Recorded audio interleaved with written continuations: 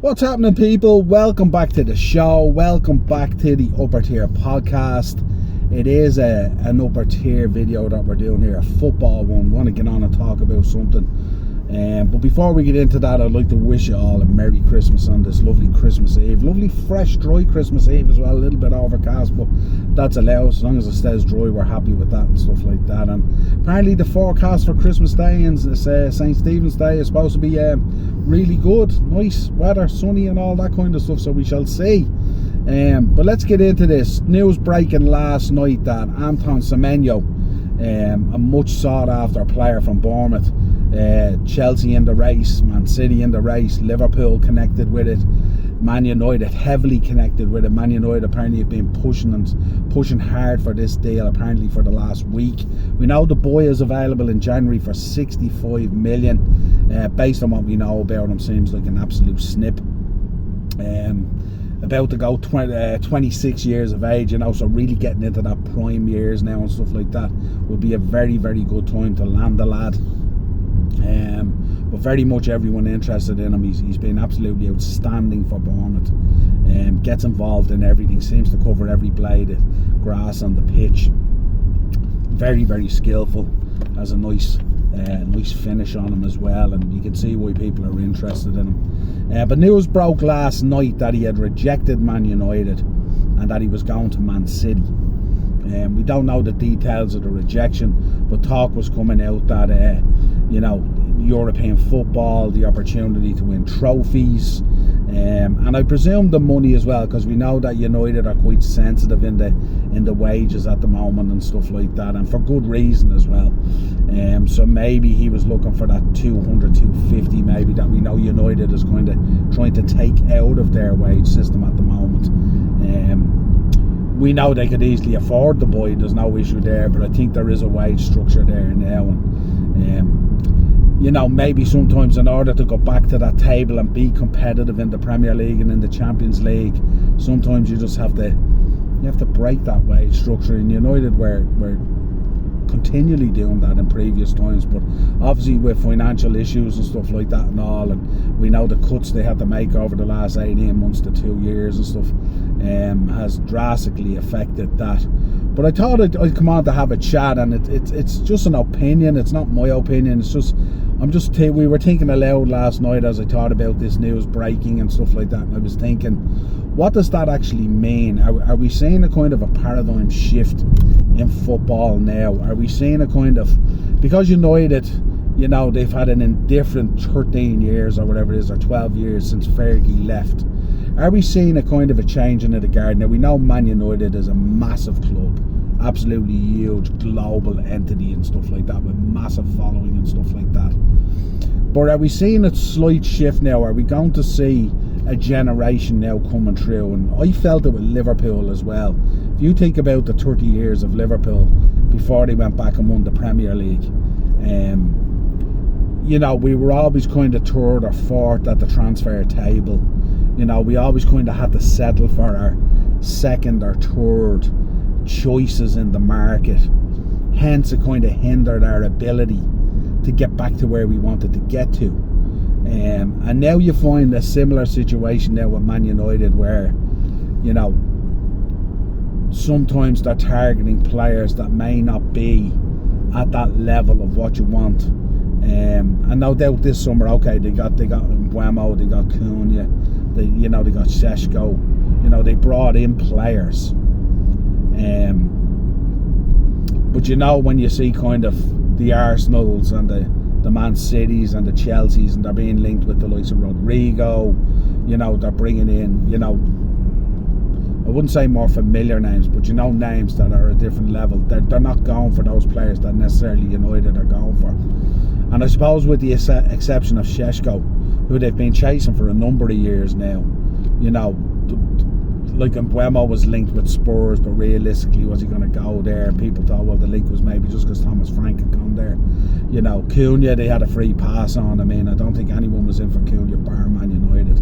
But are we seeing a change now? And it's not necessarily a Man United video that I'm doing here, but are we seeing a change now where a generation of people are going to come through now, who revere the likes of Aguero and Kevin De Bruyne, you know, Haaland, Phil Foden, you know. Then you look at Arsenal, you got Saka there, you got Declan Rice, and those, you know. And then you look at Man United, and you know, you see what's coming through. There's not an awful lot coming through from the academy that those younger kids can link onto. You know, Kobe Mainoo comes to mind, but are they really using him? Realistically, will he be there? There's talk he'll probably leave. You know, and then the other players that are in there, do you find that the younger fans and the generational fans that are coming through, are they going to latch on to a Šeško or an Mbeumo, you know, or a Cunha, you know? Obviously they latch on to Bruno because Bruno's been, you know, that one shining light for Man United in a really, really tough period for them in their history. So he's kind of their guy, you know. But do you feel that that's like, you know, the Rooney levels, the Giggs levels, the Beckham levels, you know, that paradigm shift where people could just go, well, he's that guy. And I just think we're seeing a bit of a change now.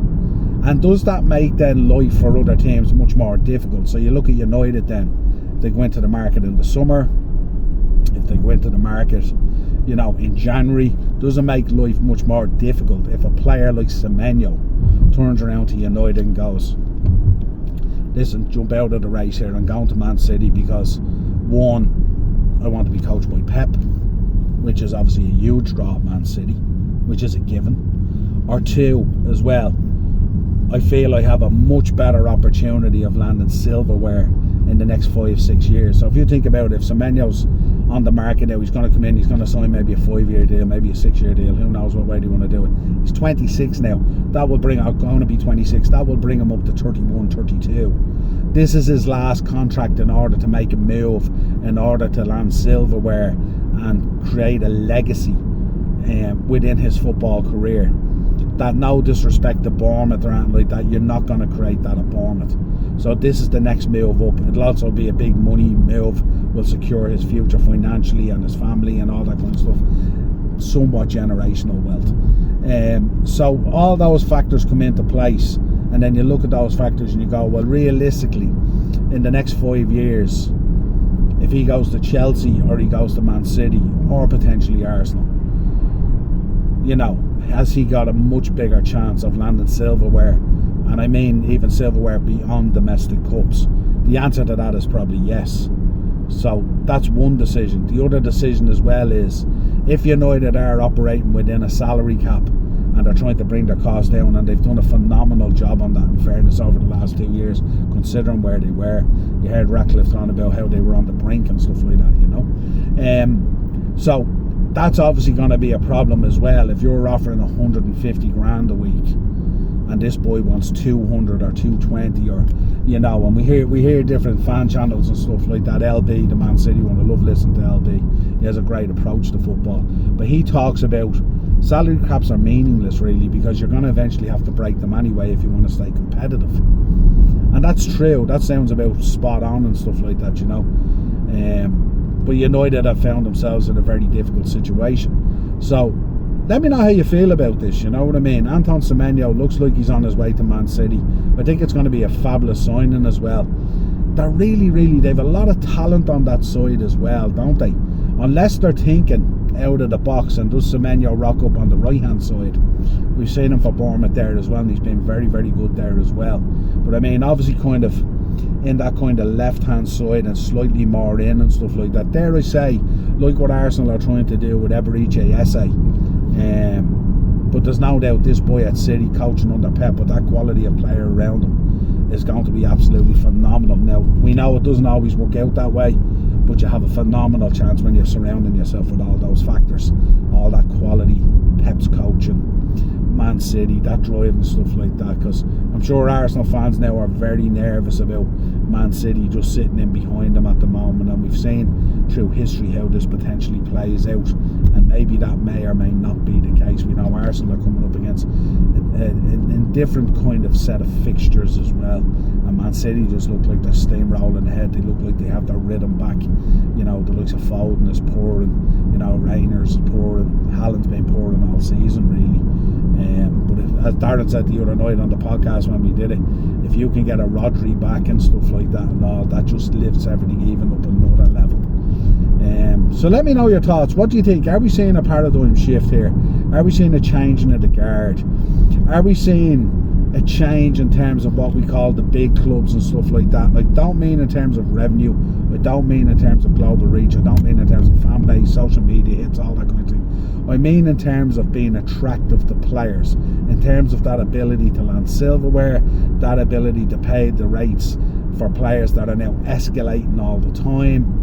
All that kind of thing I'm talking about. We know how huge Man United is and all the rest of it. But in terms of being able to attract in the quality players that you want to attract in, is that going to be much more difficult? And as it goes on, and as you get more and more years, does it become more and more difficult? You know, as those years go by, where, you know, it's even harder. Does it become way more difficult to, you know, land the Semenyos of this world, the Rodrigos of this world, or, you know, whatever your plan is, whatever your 3-5 year plan is, and where you want to get to and stuff like that. And, you know, we've heard Ratcliffe talking about what he wants to achieve by, I think he said 2028 and stuff like that and all. Is missing out on the likes of a Semenyo and him going to Man City, and obviously making Man City even stronger and creating a bigger gap. You know, are we just seeing now that slight change where, you know, these other clubs, the Arsenals and the Man Cities and obviously Chelsea and stuff like that, are they the guys that are going in there now? And obviously Chelsea have had a kind of a different approach, obviously, because they've wanted to go into a much younger situation with a more sensitive pay structure as well. But are Chelsea now recognising what we spoke about before on the shows, that they need to go in for these difference makers, these needle movers, these players that aren't necessarily resale projects, money balling up and stuff like that? If you want to land silverware, and obviously Chelsea landed 2 pieces of silverware in the last year, but if you want to land a Prem again, or a Champions League and stuff like that as well, is that the approach? Can you approach it this way, where you're buying those type of players? So obviously Chelsea coming into the race for Semenyo very late, and London being so attractive as well, which tends to be a factor as well. Remember, when Arsenal come in and when Chelsea come in for players and stuff like that, more often than not they get them, because, you know, living in London, it's just that other golden nugget, isn't it, as opposed to going to a Liverpool, Manchester, or dare I say even more north, like a Newcastle. But let us know your thoughts. Let us know your thoughts in comments. Just a quick video, I'll put it out there. Like I said, folks, have a fantastic Christmas and New Year. We will be talking to you again soon. There will be content going up and all that kind of thing. But have a safe Christmas. I hope Santa brings you everything you want, and I hope 2006 brings everything you want, plus whatever it didn't in 2005. And we'll talk to you again real soon. Cheers.